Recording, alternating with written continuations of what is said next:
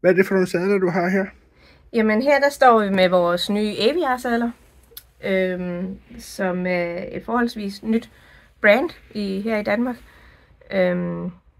Og tidligere, de kommer fra Custom Saddlery, så hvis nogen kender dem, så kender de nok også Aviar-sadlerne.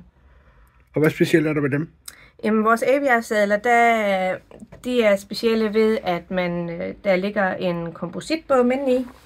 Altså en bom, som er en smule bevægelig, og som vi kan korrigere, både udvide og smalle ind, alt efter behov for hesten. Og så er det andet specielle ved den, det er, at den er med nogle paneler i sådan noget memory foam, som former sig efter hesten. Og der har vi flere forskellige paneler, man kan klikke af ved sådan et kliksystem. Så har man brug for et andet panel, så kan vi skifte. Eller skulle man få en ny hest, som måske har en lidt anden form, som har brug for et andet panel, så er det også muligt, hvis altså at selve sadelbommen passer til hesten.